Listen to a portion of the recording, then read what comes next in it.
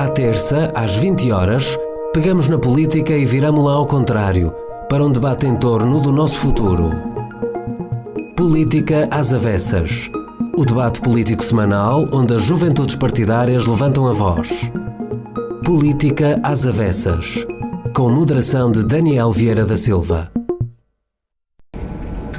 Olá, muito boa noite, sejam bem-vindos ao Política às Avessas desta semana. Comigo tenho Bárbara Seco, Francisco Mota, Pedro Sousa para falarmos de desemprego jovem no Distrito. É um flagelo que atinge, infelizmente, o Distrito de Braga, com muitos jovens, uma cidade também ela jovem, a ser atingida então por este flagelo que é o desemprego, um pouco à semelhança do que acontece um pouco por todo o país. Começo por ti, Bárbara. Antes de mais, boa noite. Vamos falar então de desemprego e desemprego jovem no Distrito. Aproveito para cumprimentar em primeiro lugar a Rádio Universitária, os ouvintes e os meus colegas de debate.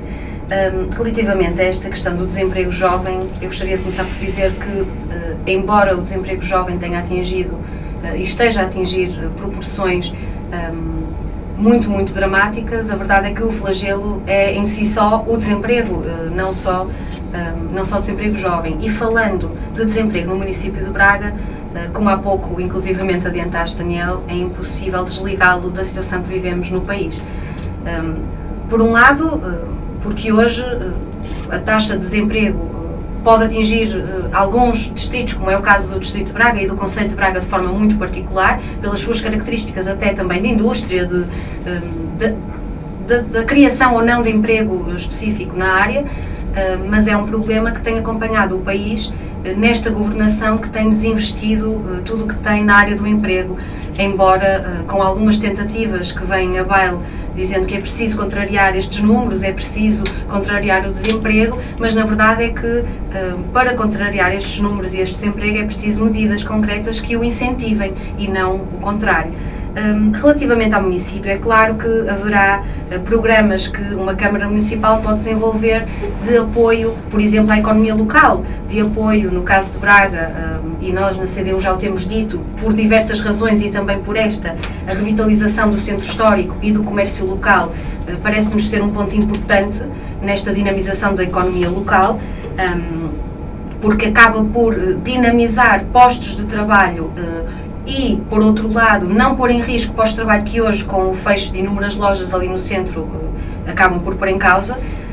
No entanto, não há programa nenhum de uma Câmara Municipal que possa substituir a política de fundo de emprego do país. O incentivo ao emprego, o subsídio do desemprego, os apoios que existem ou não para os desempregados, e aqui os jovens, sabemos que há sem dúvida uma particular incidência de muitos jovens que hoje não recebem e outros que não recebem subsídio de desemprego, não recebem qualquer apoio durante períodos continuados sem trabalho.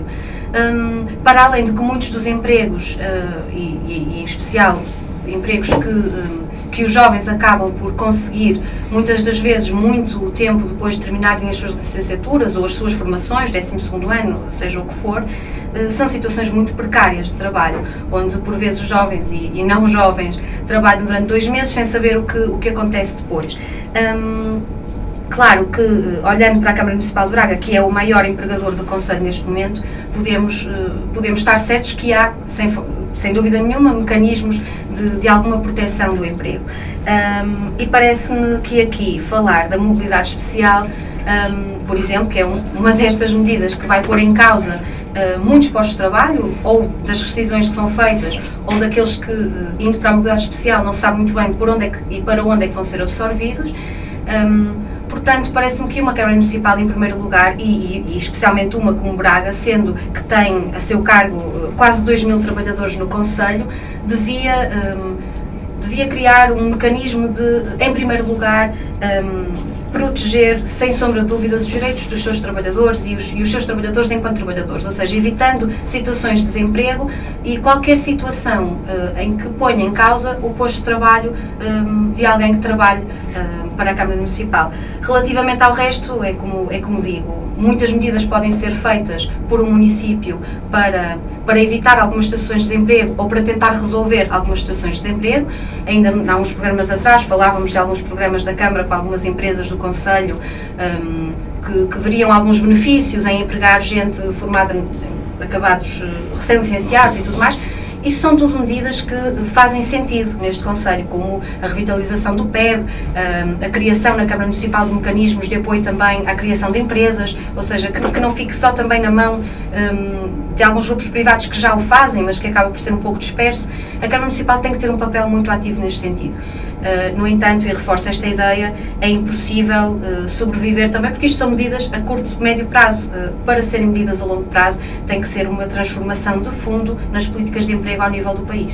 E como é que vês, por exemplo, a nível nacional, há políticas destinadas ao desemprego jovem, que é exatamente o tema de hoje. O Impulso Jovem, por exemplo, é um dos programas que está aqui na baila e muito criticado também pela forma como está a ser executado no nosso país. Como é que vês essa execução do mesmo? É positivo, não é positivo? Deve ser alterada a forma como ele chega aos jovens? Eu penso que qualquer tentativa de criação de emprego é de louvar.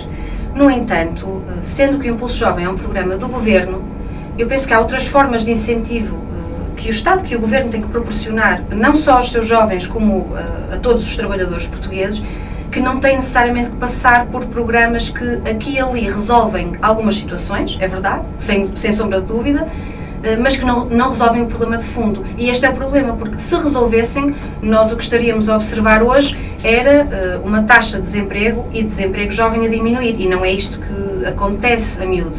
Portanto, mesmo esta política de autoemprego, de os jovens poderem criar a sua própria empresa, é verdade que resolve alguns casos particulares, mas não é uma política de emprego, não podemos chamar assim. São medidas de auxílio, de apoio a uma determinada vertente do emprego, que não resolve o problema do desemprego jovem, nem resolve o problema do desemprego. Mas podem ajudar nesta fase? Podem impulsionar, sim, embora permitam-me também este apontamento. Penso que também teriam que, se calhar, modificar algumas das formas de o fazer ou da imagem dos embaixadores que escolhem, porque nem todos podemos ter o nosso emprego, nem todos podemos dizer adeus à nossa área de formação, pegarem dinheiro que não temos para investir nas nossas empresas. Isto é uma ideia falsa e, embora seja válida para algumas situações e não possa ser olhada com total rejeição, nem é isto que eu quero dizer, no entanto, é como disse há pouco, não podemos olhar e pegar nela e convencer todos os jovens que quando acabarem os seus cursos, quando saírem das universidades,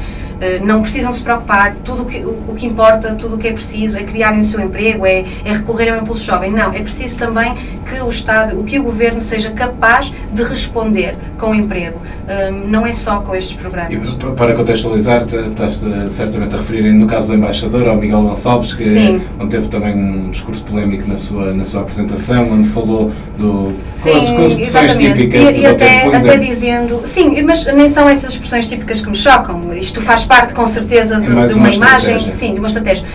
Já me choca mais que alguém escolhido para um Impulso Jovem, que é um programa do Governo, diga que não lhe interessa se o Governo é de esquerda ou se é de direita, que isto não tem a ver com política, porque na verdade isto não tem mais a ver com uma política, com prioridades ideológicas, e isso penso que às vezes desmascara-se demais e devia ser trazido mais à baila. Mas no cerne também desse seu discurso estava o empreendedorismo como base fundamental de tudo o que dizia.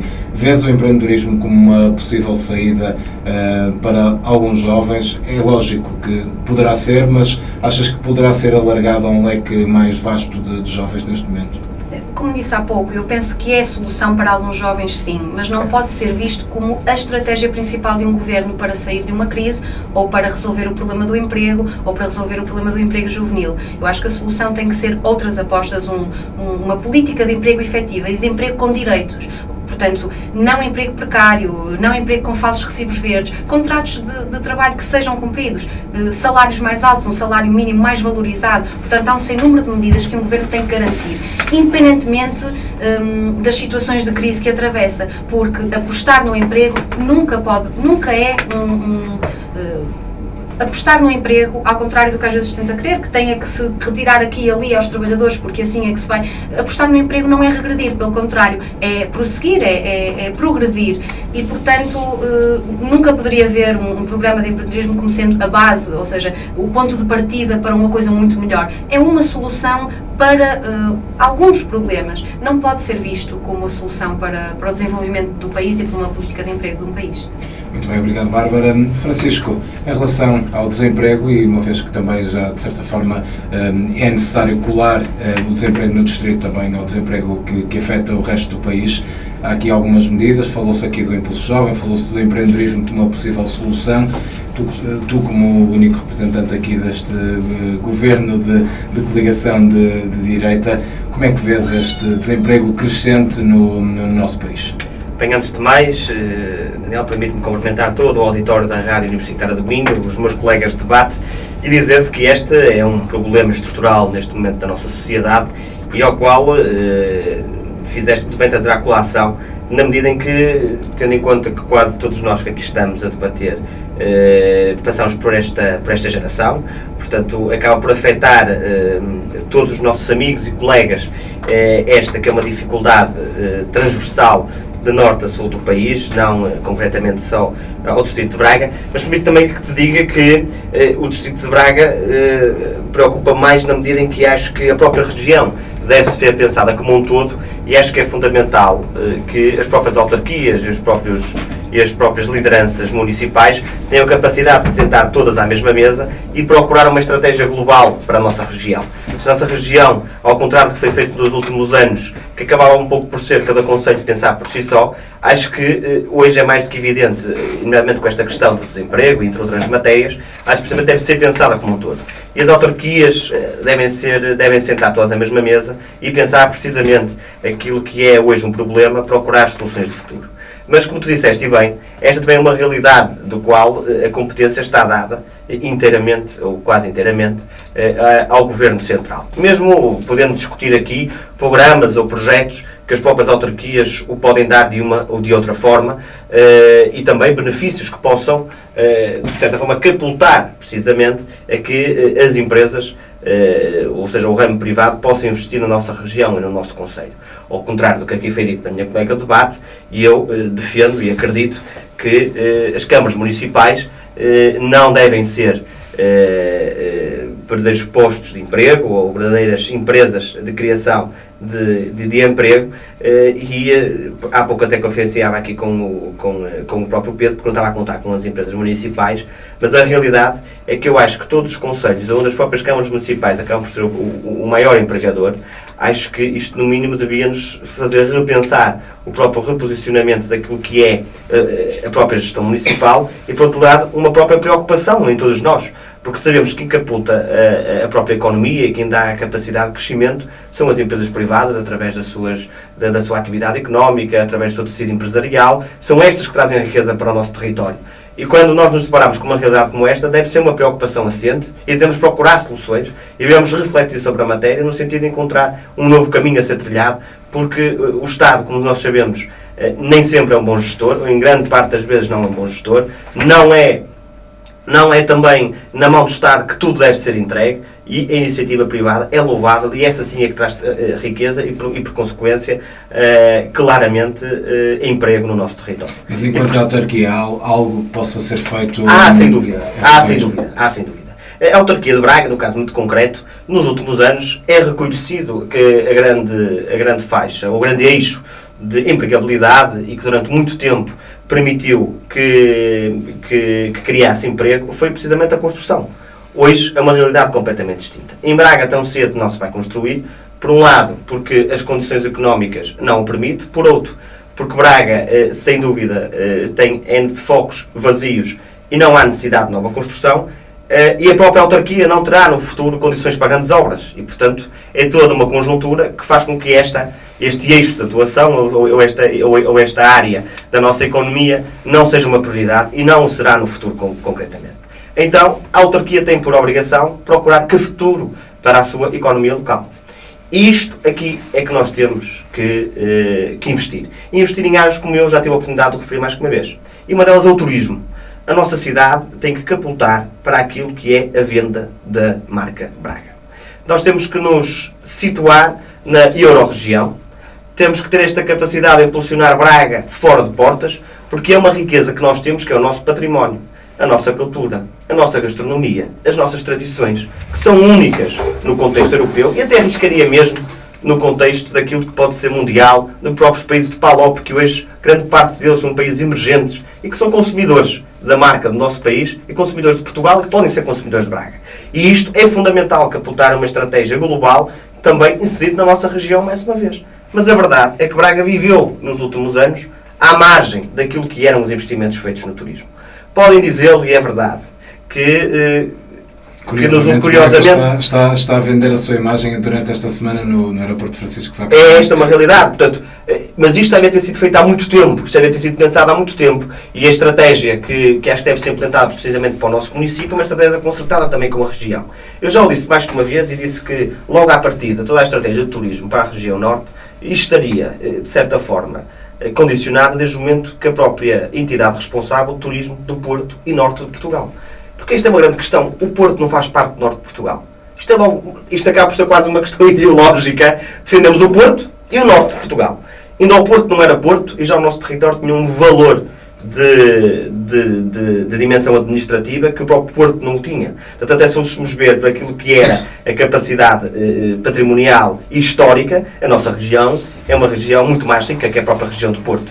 E esta é uma realidade que nós temos também que conseguir combater. Não podemos ter em Braga o turismo da lancheira, que é aquela lancheira que vem cá, faz o lixo, visita a Sé, faz uma outra rua e que vai embora. Nós temos que ter esta capacidade de carregar e de fazer riqueza e de criar riqueza que as pessoas, que quem nos visita, que gaste, que consuma e que faça com que a economia local se mexa. Mas isto do ponto de vista que nós estamos a falar, não querendo virar só para esta questão territorial e distrital, e neste caso municipal, porque lá está, conseguimos concordar aqui que há algo que pode ser e é da responsabilidade do município, mas depois temos uma outra realidade que é a realidade nacional. Então temos um problema de fundo muito grande. Porque eu acho que, muito concretamente, no desemprego jovem, acho que há dois tipos de desemprego jovem. Há um desemprego jovem daquela geração que poderíamos dizer e afirmar que é a geração mais qualificada de sempre, que serão os recém-licenciados, e depois temos uma geração que é, digamos, que é a geração, não digo que seja a menos qualificada que a outra, mas que em circunstâncias diferentes corresponde a um outro mercado que não o mercado dos licenciados, que nomeadamente é que todos aqueles jovens que tiram o 9º ano por obrigação, ou então agora que terão que tirar o 12º ano por obrigação.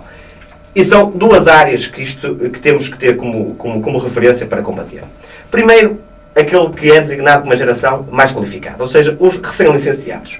Muitos jovens investiram na sua formação com a expectativa de ter um bom emprego, de conseguir construir o seu seio familiar, de construir essencialmente a sua vida e um projeto de vida com ou sem outro parceiro, mas olhar o seu futuro. E hoje isso foi, de certa forma, condicionado e até, digamos, permite-me a expressão, uma rasteira à minha geração. Foi uma rasteira não por as expectativas que foram criadas, mas sim por aquilo que foi encoberto.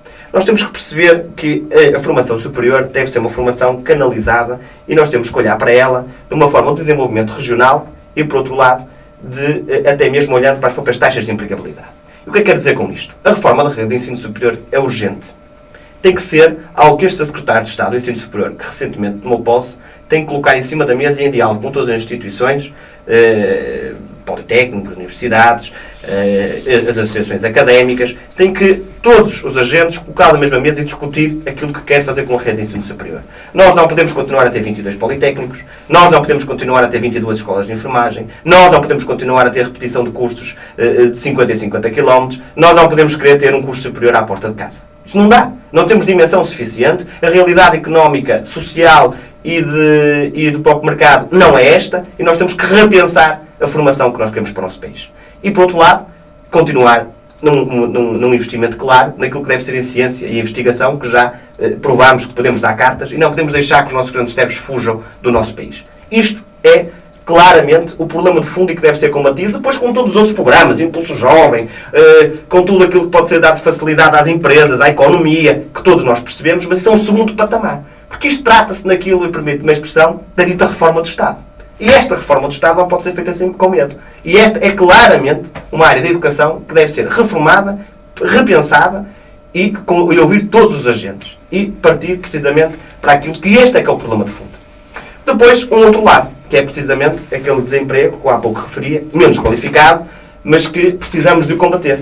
Porque é menos qualificado, por um lado, mas o mercado necessita deles. Ainda recentemente, temos a oportunidade, nos órgãos de comunicação social nacionais, de assistir a uma reportagem onde classificava os ditos empregos mais técnicos, mais profissionais, como eletricistas, como canalizadores, que ganhavam tanto ou mais que um advogado, que um médico, de que um enfermeiro, ou seja, que no nível de remuneração estariam ao mesmo nível.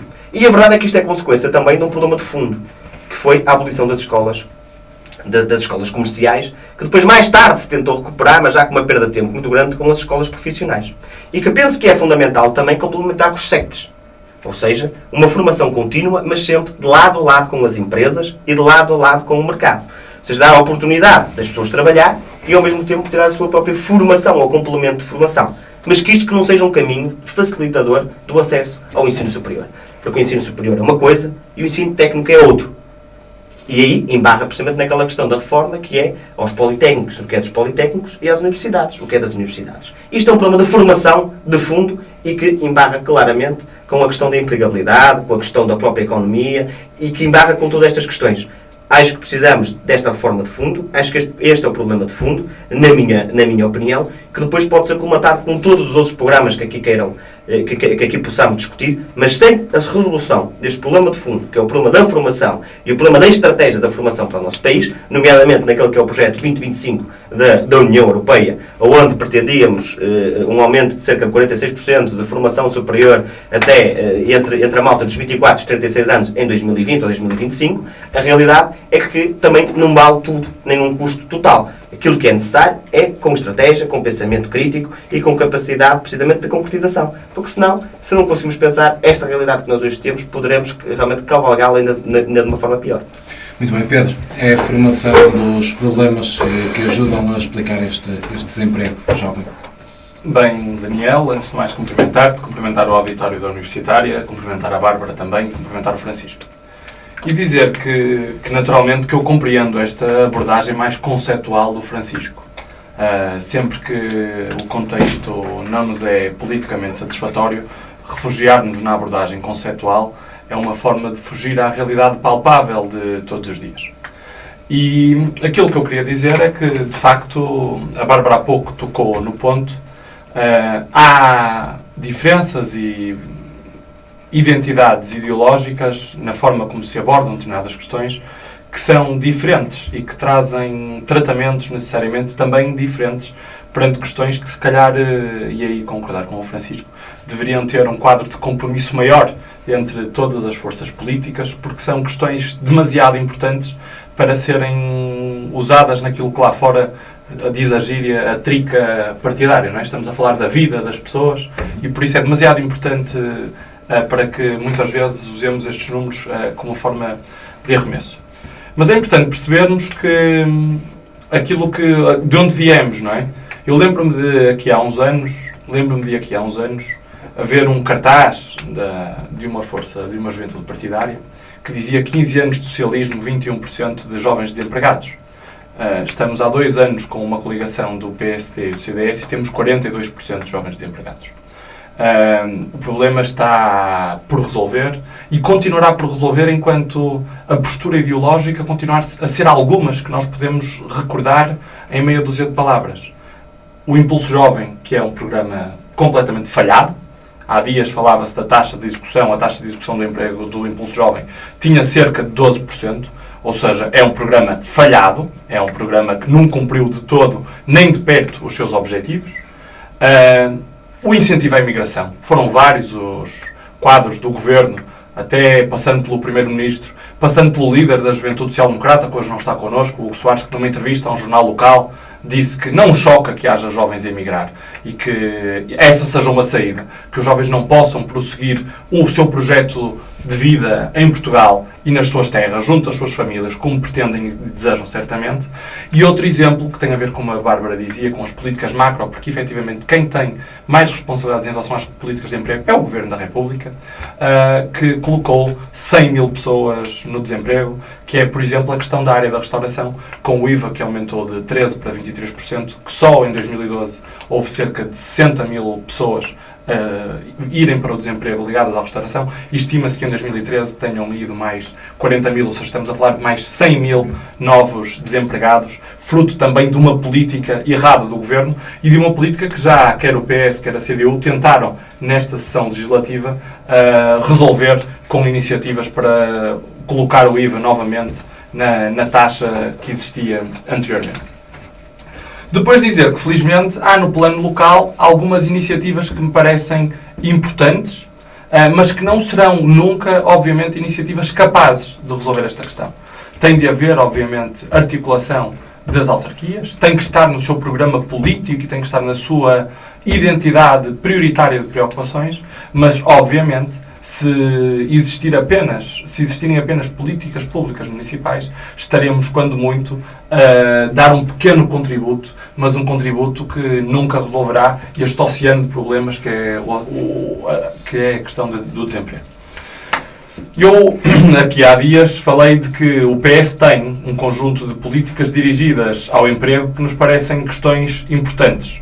Eu já aqui as referi, posso en passant dar nota delas. A questão de apoiar 1000 estágios profissionais, em que a Câmara Municipal de Braga apoia as empresas que concedem estes estágios, pagando a componente da taxa social única que caberia às empresas.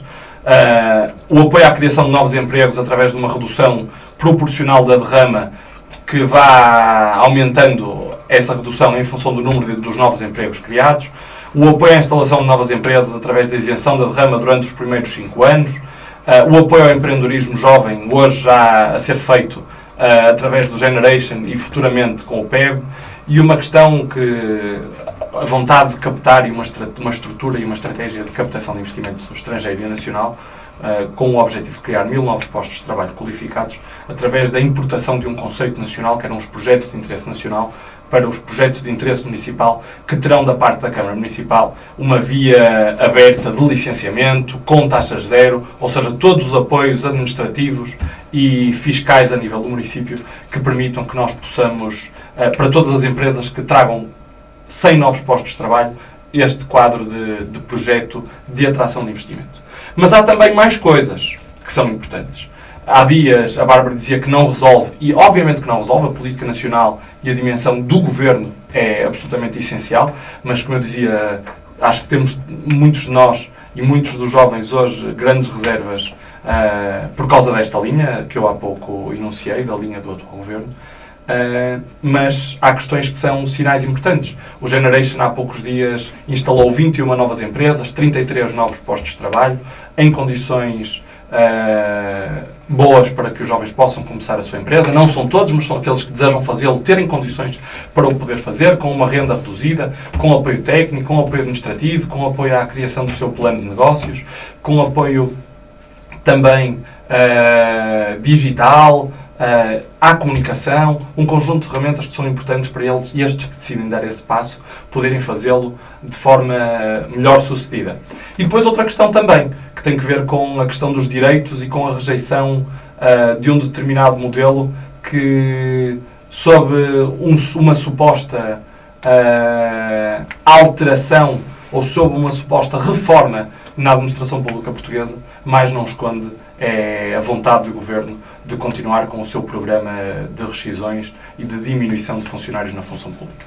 E isto é muito importante ser dito, porque é a mesma conversa que há 1 ano e meio atrás, quando se começou a reforma das freguesias, nós todos ouvíamos dizer que ela tinha como base uma vontade de reformar o Estado e de lhe dar um quadro de eficiência.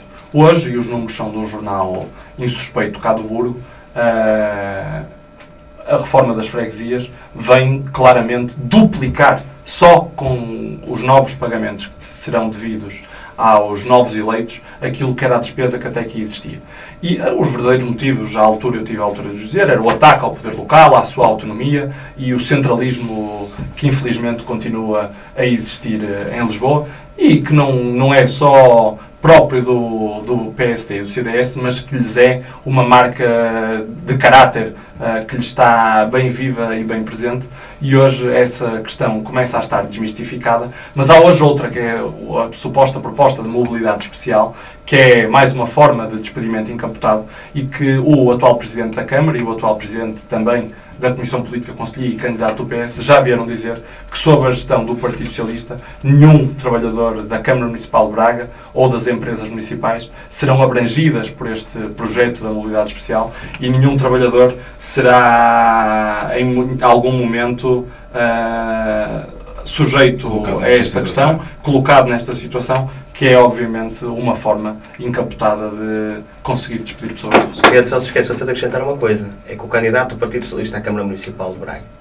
atual Presidente da Conselhia do PS de Braga, atual Vice-Presidente da Câmara Municipal de Braga, numa iniciativa da Câmara Municipal de Braga, afirmou que o candidato da coligação iria despedir funcionários, iria acabar com as reformas, numa iniciativa da Câmara Municipal de Braga, em plena campanha com dinheiros públicos dos cidadãos, afirmou precisamente isto. Eu posso responder ao Francisco Mota. O Sindicato de Trabalhadores da Administração Local fez, aliás, um comunicado sobre esta matéria. O STAL fez, aliás, um comunicado sobre esta matéria.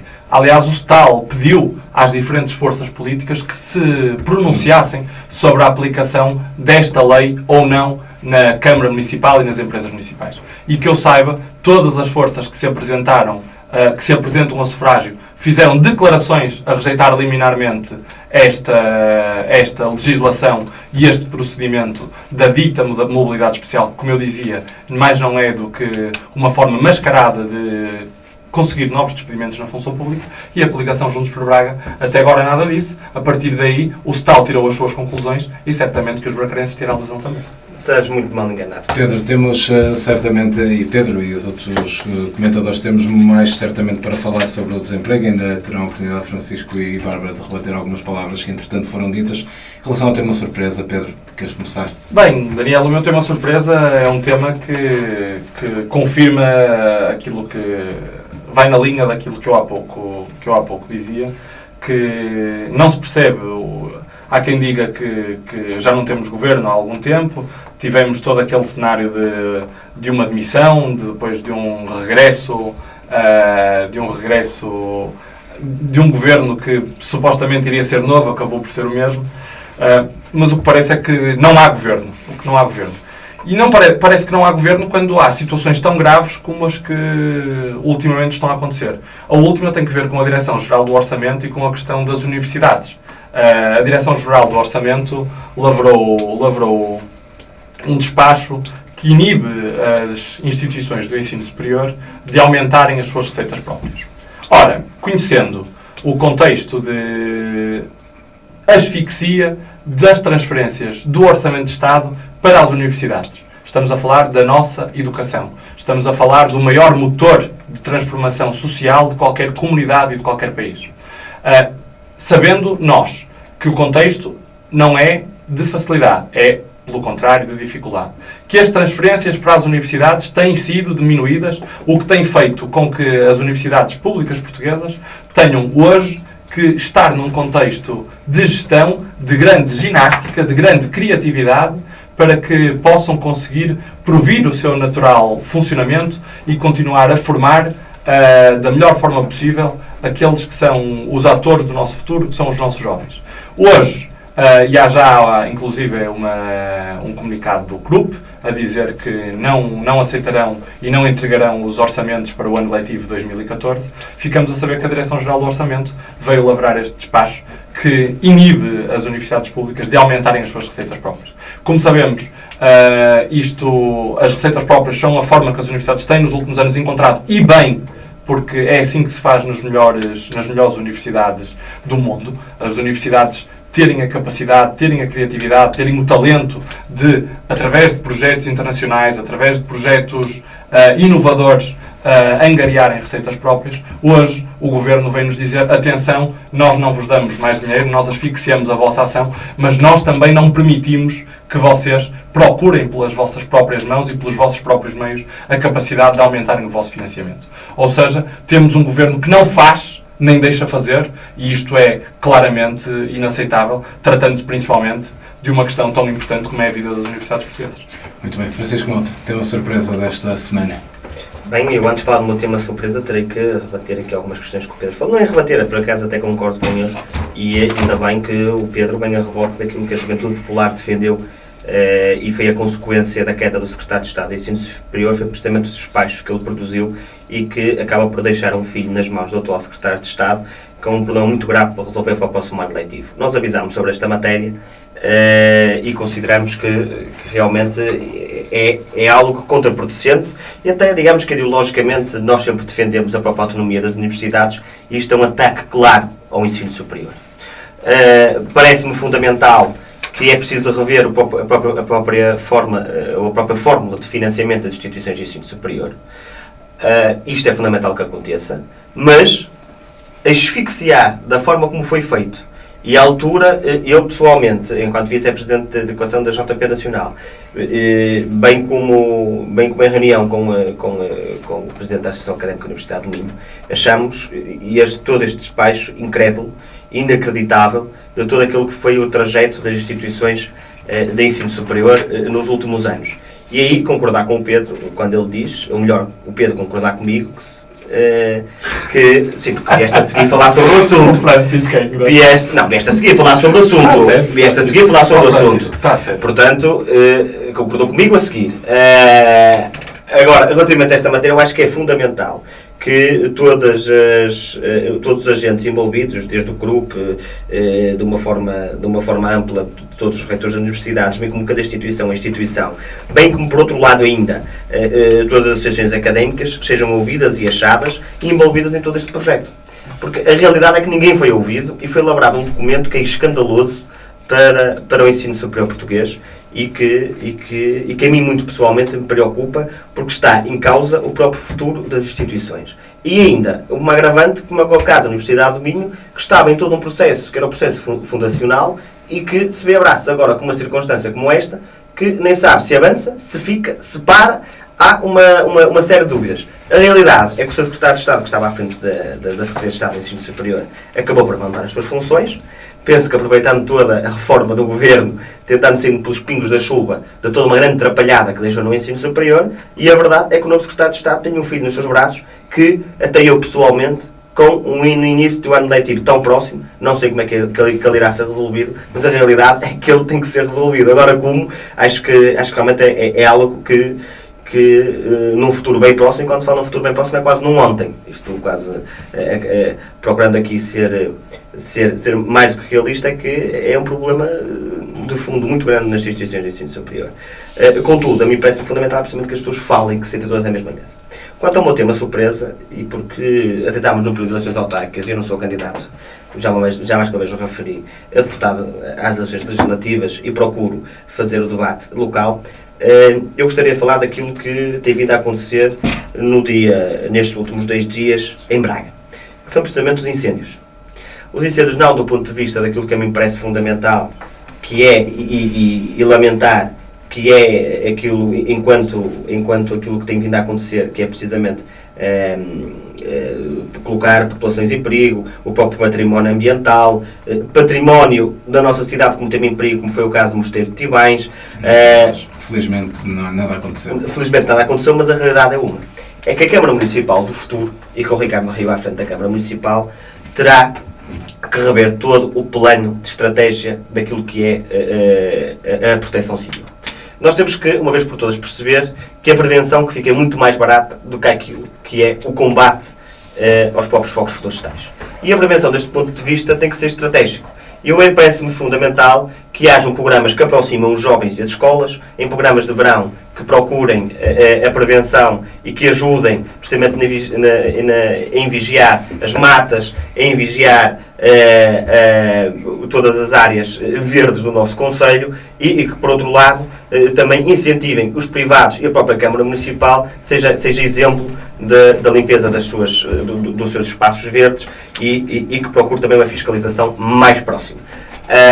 Esta é uma realidade que tem que ser colmatada. Esta é uma realidade que a Câmara Municipal de Braga, atualmente, até mesmo nos próprios meios de combate, tem deixado de lado do seu próprio orçamento. Basta vermos as condições em que os próprios bombeiros municipais fazem a sua atuação, em condições muito difíceis, onde não há um investimento no seu material de defesa pessoal ou então do próprio ataque às catástrofes que vão acontecendo no nosso Conselho, e por outro lado dizer que é para mim pessoalmente uma preocupação muito grande aquele que hoje é o grande pulmão da nossa cidade, quer do ponto de vista do património ambiental, quer do património edificado, que é tanto o Bom Jesus como o Sameiro. Neste momento é sem dúvidas uma bomba relógio no seio da nossa cidade, porque há uma falta de estratégia plena de limpeza daquela zona, que está completamente dada ao cargo da Diocese, e onde a Câmara Municipal deveria ter um empenho muito maior, bem como também daquilo que deve ser um ataque a qualquer vicissitude que possa acontecer naquela área. E exemplo disso foi o que aconteceu precisamente ontem. Locais sem locais de ponto de acesso de água, os bombeiros sem condições para trabalhar, fracos acessos. Isto tudo é uma realidade que, caso aconteça alguma coisa, não só perdemos todo aquele património ambiental, como também não nos podemos esquecer o património único e edificado que ali está, que é o Bom Jesus e que é a própria Basílica do Sameiro. Estamos a falar de uma situação ou de um ponto muito específico do Conselho, mas se olharmos para todo o panorama do nosso território, a realidade é que não há um único cêntimo de investimento na prevenção daquilo que deve ser a proteção civil, que fica muito mais barato e é muito mais eficaz a prevenção do que o combate aos incêndios florestais. Permite-me deixar aqui uma palavra, que não vou deixar de o fazer, a todos os bombeiros voluntários, que independentemente, ou todas as forças que estão envolvidas neste combate, não só em Braga, mas em todo o país, dar a minha homenagem a todos aqueles que infelizmente perderam a vida, que são os verdadeiros soldados. São os verdadeiros que dão a vida por nós. E tanto é que o slogan dos bombeiros é vida por vida. E a realidade é que eles dão tudo que têm de si, não é certamente pelos valores que são remunerados, mas é sim pelo este sentido de voluntariado e de serviço às nossas comunidades. E não podia deixar hoje, falando nesta questão da proteção civil, como sendo o meu tema, digamos, surpresa, mas falando dos aspectos mais negativos, não podia deixar de fazer este ponto aqui de homenagem a todos estes homens e mulheres que combatem diariamente para que as nossas populações estejam protegidas e que muitas vezes dão a sua vida por nós, como tem sido o caso dos últimos 4 bombeiros que morreram em todo o país. Muito bem, Bárbara. Proteção Civil, ensino superior são temas de surpresa. Sem dúvida. Bom, o meu tema surpresa vai acabar por trazer-nos um bocadinho atrás na discussão, que tinha a ver precisamente com estes cortes que ameaçam a função pública e a ver também com esta lei da mobilidade especial. E, portanto, já muito aqui foi dito, inclusivamente pelo Pedro, perspectiva com a qual concordo. A mim preocupa-me que se veja esta questão de uma forma tão, para alguns pareça uma coisa tão leviana, e há pouco o Francisco dizia que o preocupa que um concelho como Braga tenha dependa tanto, os postos de trabalho dependam tanto da gestão municipal, das empresas municipais, e que a capacidade de crescimento de uma região depende exclusivamente das empresas privadas. Bom, eu não podia estar mais em desacordo desta afirmação. Mas ainda bem. Além de que isto faz-me lembrar um pouco os debates há uns tempos com o Hugo, que ele acabava sempre com aqui um bocado de, digamos que, discussão ideológica pura e dura sobre o socialismo e o capitalismo, e portanto hoje o Francisco acabou por trazer também. Também. No entanto, a verdade é que o caminho, por exemplo, de privatização de empresas municipais, parece-me que é um caminho de desastre que tem acontecido no país todo e aqui em Braga também, e portanto, ou pelo menos com parte da privatização da AGER, e já o falámos noutras alturas também, é uma coisa que me preocupa de veras. Parece-me que não podemos esperar e nem podemos falar destas questões de desemprego e emprego e da capacidade de crescimento depender do emprego por parte de privados ou não. Parece-me que é fácil falar, como há pouco se dizia, de números, não é? Mas a verdade é que, então choca ao Francisco que sejam quase 2.000 trabalhadores que estão empregos com a Câmara Municipal. O que é que acontece a estes 2.000 trabalhadores se a Câmara Municipal privatizar tudo, ou os passar para a mobilidade, ou entregar tudo à mão dos privados, e o crescimento em que sentido? Eu penso que nós temos... Mas simplesmente só para não perder o teu raciocínio, porque provavelmente ainda vais falar sobre o tema. Vou falar sobre muita coisa, sobre esta questão. Quando eu falava sobre aquilo que me preocupava, a Câmara Municipal ser o maior empregador, não era aquilo que me preocupava enquanto a Câmara Municipal tem muitos trabalhadores, mas sim a Câmara Municipal significar tanto para esta mesma região. Porque a Câmara Municipal pode ter 2 mil trabalhadores e não ser o maior empregador do ponto de vista da região. Ou seja, Claro. aquilo que eu estou a falar não é enquanto preocupação a Câmara Municipal ter 2 mil trabalhadores, mas sim Francisco, para o desenvolvimento isso, regional. eu consigo perceber isso, mas não consigo perceber que te preocupe tanto o desenvolvimento regional que dependa de uma Câmara Municipal que detém, que é o maior empregador no Conselho,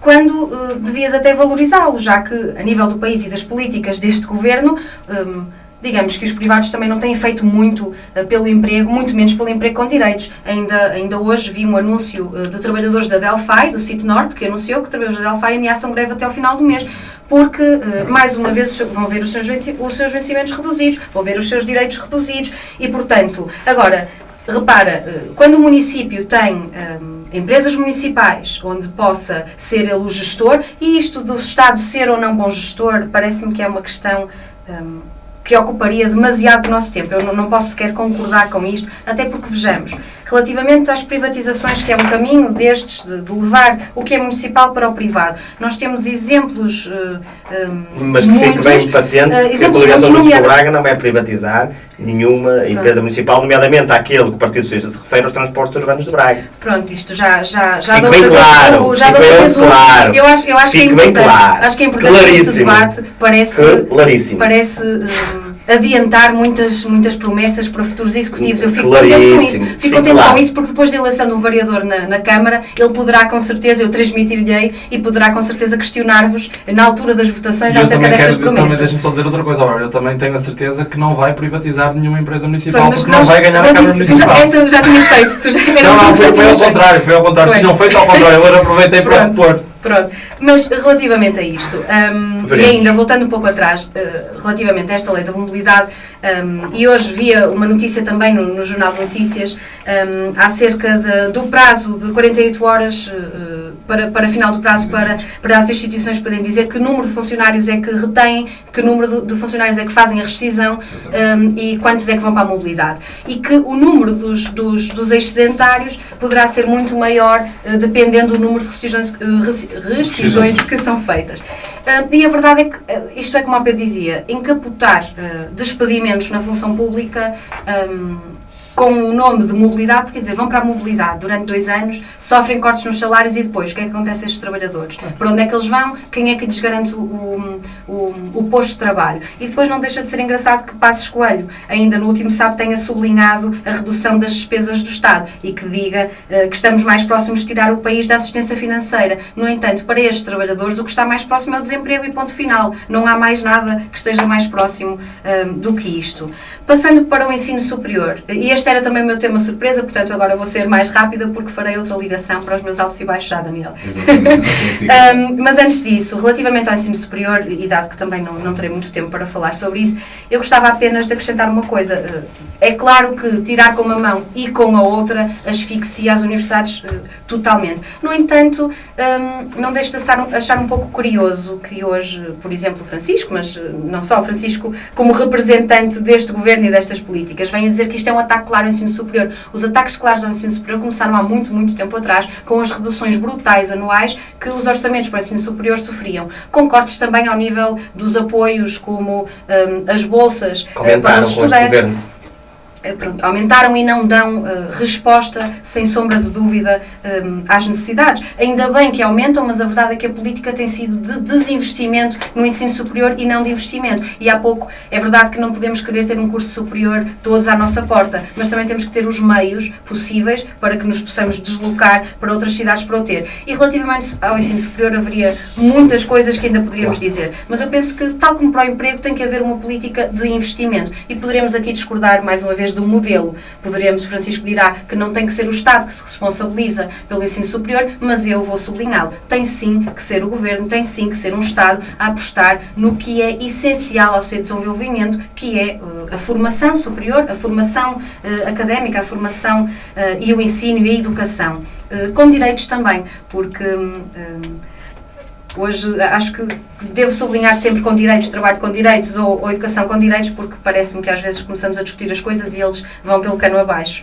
E agora, a proteção civil era o meu ponto baixo da semana, portanto, fazendo esta ligação, Concordo que os meios aqui neste município têm sido muitas vezes postos em causa. Há vários casos muito polémicos que podemos, que com certeza recordamos, desde uma escada que teve de vir de outra cidade para um incêndio cá em Braga, e muito já foi apostado, também o sei, pela Câmara Municipal desde esse incidente. Nos últimos anos a situação é bem diferente. Precisamente, o reforço tem sido positivo. Há às vezes esforços que, por mais que sejam feitos, não conseguem dar a resposta suficiente. No entanto, eu não posso deixar de dizer, esta falta de meios para a prevenção, ao invés de um orçamento que é muito maior para o combate, e não dizendo que ele deve ser descido, pelo contrário, deve haver sem dúvida uma aposta maior na prevenção de fogos florestais, mas a verdade é que isto serve de exemplo o país também, não é só neste município. Há meios que não são de todo aplicados e, portanto, é necessário que haja um reordenamento florestal ao nível do país também, que se aposte na prevenção para que não se chegue a este ponto de fogos por todo o lado, de florestas, e de haver muitas vezes pouca resposta, ou resposta claramente insuficiente, que muitas das vezes acaba por pôr em causa a vida de bombeiros que hoje combatem os fogos. Já o meu ponto alto, e o tema é completamente diferente, é o comício que a CDU realizou aqui em Braga no sábado. O primeiro comício de campanha autárquica foi realizado cá, que foi um momento, claro que estarei a puxar a brasa à minha sardinha, mas também natural, foi um momento de grande força, de grande confiança na CDU, que é aliás o slogan da nossa campanha, confiança na CDU com soluções para Braga, porque estamos certos, e naquele comício mais uma vez essa prova o tivemos, que a população, que os trabalhadores estão com a CDU, querem ver uma mudança na Câmara Municipal de Braga, e essa mudança tem que passar por devolver à Câmara Municipal e ao Executivo Municipal um vereador da CDU que represente verdadeiramente o que são os interesses dos trabalhadores, o que são os interesses das populações, e estamos confiantes, e depois deste comício, que foi um momento de muita força desta candidatura, também com alguns conteúdos programáticos na intervenção do candidato à Câmara, Carlos Almeida, portanto, que foi uma espécie de balanço de uma fase, desta primeira fase da campanha, e que será um bom arranque para esta outra fase, agora que estamos mais perto das eleições autárquicas. Muito bem, Francisco, altos e baixos, sei que ainda tens aí uma atualização, uma vez que... Coloco nos meus altos. Engraçado, só por confidenciar, que Carlos Almeida, recentemente num debate comigo, afirmava que lutava pela vitória na Câmara Municipal. Agora já só pede um vereador.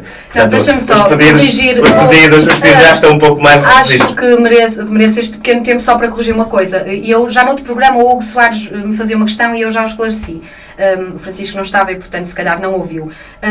A CDU concorre a uma Câmara, concorre a qualquer órgão. Claro que se a população decidir, porque é ela que decide quando vota no dia 29 de setembro, se a população decidir que é a CDU que vai para a gestão municipal por maioria absoluta, então a CDU ganha sem sombra de dúvida a Câmara Municipal de Braga ou outra qualquer. Agora, nós estabelecemos desde o início da nossa campanha, avaliando as condições que temos hoje, e que o nosso objetivo é devolver o vereador à Câmara. Sempre o dissemos desde o início de campanha. Agora, se os bracarenses o quiserem, estaremos preparadíssimos para assumir ainda mais responsabilidades, sem sombra de dúvida. Muito bem. Sobre o meu ponto alto, e porque faço jus que não era o meu ponto alto, mas tem que ser reforçado.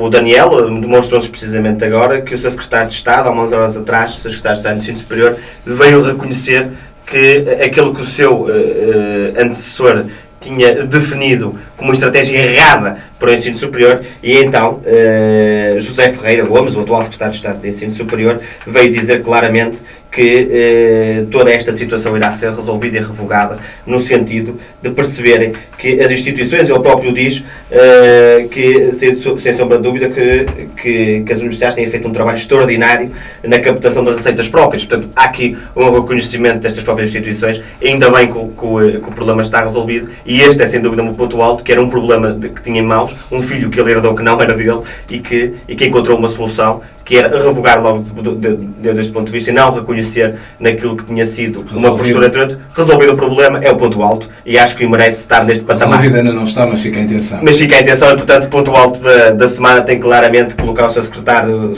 de Estado do Ensino Superior, José Ferreira Gomes. No ponto baixo, o aproveitamento político de Vítor Sousa na ida à Malafaia, num evento promovido pela Câmara Municipal, onde ele teve a oportunidade de o afirmar que a coligação Juntos por Braga iria terminar com estes passeios, que a coligação Juntos por Braga iria terminar com as reformas caso ganhassem a Câmara Municipal, como se alguma vez o Presidente da Câmara Municipal pudesse terminar ou iniciar algum processo de reforma, as próprias reformas dos mais idosos. Portanto, procurando claramente fazer aquilo que há muito tempo que o Partido Socialista quer dar como entender, que a coligação Juntos por Braga indo para a Câmara Municipal, que irá terminar com tudo aquilo que foi feito de bem nos últimos anos, de todas as tradições, da idas à Malafaia. Portanto, há claramente, primeiro, o aproveitamento político que há num momento que é um momento com o dinheiro dos contribuintes por parte do candidato do Partido Socialista, e por outro lado, ser Presidente de Câmara. E por outro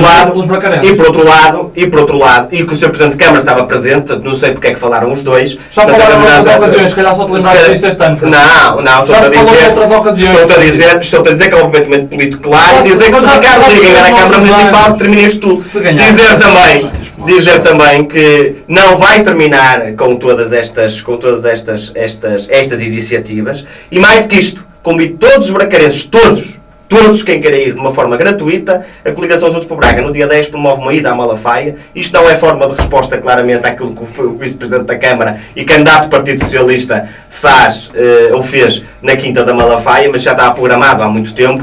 Portanto, dia 10, todos à Malafaia, como prova clara que nós não vamos acabar com estas que são as tradições e que são confortos das pessoas mais idosas ou mais velhas do nosso Conselho, e que têm a oportunidade aqui de a Câmara Municipal de promover, portanto, e muito bem, este tipo de momentos lúdicos e de confraternização. Portanto, dia 10, todos à Malafaia, com a coligação Juntos por Braga, rumo à vitória de 29 de setembro. Malafaia, então, para todos, depois Vítor Sousa, Ricardo Rio, falta Carlos Almeida, Bárbara, certamente em tempo oportuno. Pedro, para fechar, altos e baixos. Muito rápido, Daniel, só dizer aqui ao Francisco duas coisas. A primeira é que o Francisco Mota, que ao contrário de acusar o Partido Socialista de aproveitamento, devia conhecer melhor o histórico das idas à Malafaia.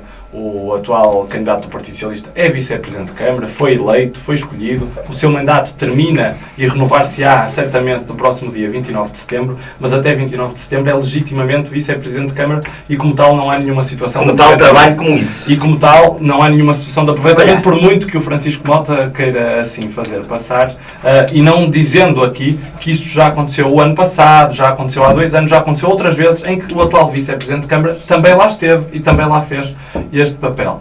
Mas pronto, o Francisco só lhe interessa referir que foi feito este ano tentando dar-lhe a capa de uma suposta iniciativa encapotada de campanha, que não é, e que é sim uma iniciativa importante para o Conselho e onde estiveram mais de 3 mil idosos. Eu não, Francisco, eu não preciso de lá estar, eu estou concentrado naquilo que me move e que me motiva, e que é ganhar-te as eleições a bem de Braga no próximo dia 29 de setembro.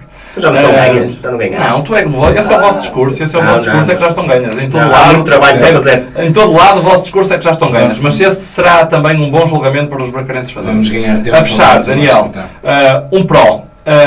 O Governo Federal de Brasília anunciou um programa de grandes investimentos, 440 milhões de reais, na área da nanotecnologia, e a Câmara de Braga promoveu já ontem, salvo erro, contactos com o Governo Federal de Brasília, no sentido de alguns dos programas internacionais que este investimento pretende fazer à volta do mundo possam também ser feitos em parceria com o INL, com o nosso Instituto Internacional de Nanotecnologia, o que nos parece ser importante, uma parceria com um país irmão que está hoje a fazer um grande investimento na área das nanotecnologias, da inovação, e a Câmara de Braga, com atenção em cima do acontecimento, tratar diretamente com o Governo Federal de Brasília para que haja parcerias e programas partilhados entre o INL e estes investimentos feitos com o Brasil na área da nanotecnologia, da inovação e da criatividade. Contra, uma questão que o Francisco aqui trouxe e que é uma questão que está na ordem do dia. O ano dos incêndios é um ano absolutamente traumático. Eu tenho alguma experiência nesta matéria. Eu fui por dever de ofício adjunto de um anterior governador civil em Braga durante 2 anos e conheci bem esta questão da proteção civil. Era uma área, aliás, na qual tinha responsabilidades, e eu lembro-me de, em 2011, salvo erro, e em 2012, anos em que não houve muitos incêndios, o Sr. Ministro da Administração Interna dizer que se tinha acabado com os governos civis, com as estruturas de comando intermédio e de coordenação política intermédia, e que nada tinha acontecido em termos de incêndio. A questão dos incêndios, obviamente, tem muito mais que ver com as questões da natureza, com as questões da meteorologia, do que com estas questões. Estas são as questões mais importantes. Mas, há pouco o Francisco aqui falava, e reconhecendo que a Câmara de Braga tinha também algumas fragilidades na matéria da proteção civil, que eu entendo que nos últimos anos têm vindo a ser corrigidas, e hoje o contexto de equipamentos e de homens e da própria estrutura são diferentes para melhor em relação àquilo que tínhamos, havendo naturalmente melhoramentos a fazer, e essa é uma preocupação dinâmica que está também na nossa agenda. Mas hoje, no contexto dos últimos dias extremamente difíceis, aproveitando certamente para me associar ao elogio do Francisco aos nossos soldados da paz, ao qual certamente a Bárbara e o Daniel também se associam, não tenho dúvidas, mas para dizer que foram conhecidos números também relativamente ao Governo sobre o investimento, quer na prevenção, quer na primeira intervenção. E aquilo que vem dizer os números relativamente ao Governo é que o Governo veio e vem diminuindo desde 2011, quer as verbas para prevenção, quer as verbas para primeira intervenção, que é, como se sabe, e quem tem algum conhecimento técnico nesta matéria, o principal momento onde se resolvem a grande maioria dos incêndios antes que eles se transformem em grandes problemas. E por isso, obviamente, que isto não deixa de ser um erro político do atual Governo, e que estas situações revelam também que as apostas não têm sido as mais corretas. Muito bem. Ficam então os altos e baixos a fechar este programa, este 7º Política às Avessas. Obrigado uma vez mais aos 3 comentadores que hoje tivemos aqui. Recordo então que este programa pode também ser visto em vídeo na página da RUMI e da página do Política às Avessas nas redes sociais. Tenham uma boa semana. Até à próxima terça-feira.